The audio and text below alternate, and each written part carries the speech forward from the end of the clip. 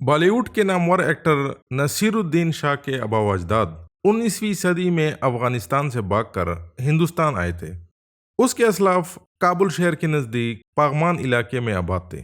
یہ لوگ نسلاً ایرانی تھے، موسوی یا مشہدی سادات تھے اور شیعہ فرقے سے تعلق رکھتے تھے۔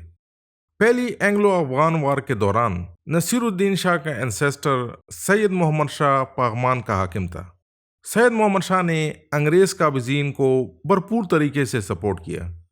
افغان حریت پسندوں کے خلاف بھرپور کارروائیوں کے سلے میں انگریزوں نے سید محمد شاہ کو جان فشان خان کا خطاب دیا۔ انگریزوں نے اپنی تحریروں میں اسے افغانستان میں انگریزوں کا سب سے بہترین اور سب سے وفادار دوست کہا ہے۔ جب 1841 کے آخر میں انگریزوں کے خلاف مقامی افغانوں نے اپرائزنگ شروع کر دی تو حب الوطنی سے آری جان فشان خان کی شامت آ گئی۔ محمد اکبر خان بارکزئی کے آدمیوں نے کابل میں جان فشان خان کے محل نما گھر پر حملہ کر دیا۔ جان فشان خان کے 2 بیٹے اکبر خان کے آدمیوں کے ہاتھوں مارے گئے، جبکہ وہ خود بڑی مشکل سے اپنی بیوی اور رشتہ داروں کے ساتھ جلال آباد کی طرف بھاگ گیا، جہاں اس نے اپنے انگریز دوستوں کے ہاں پناہ لی۔ اس کے بعد وہ اپنے پورے خاندان کے ساتھ ہندوستان میں مستقل آباد ہو گیا۔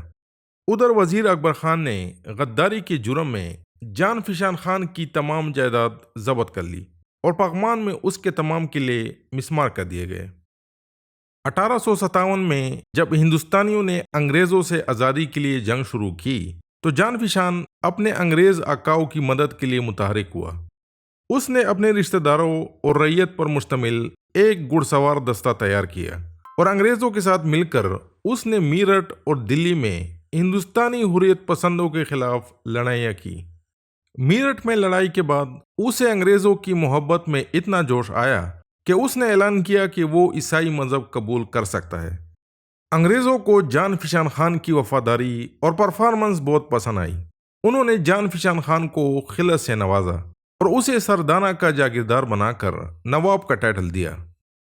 اس کا بھتیجا سید میر خان بھی 1857 کی جنگ میں انگریزوں کے لیے ہندوستانی حریت پسندوں سے لڑا اور انعام میں انگریزوں سے اس نے سردار بہادر کا خطاب اور پینشن ریسیو کیا۔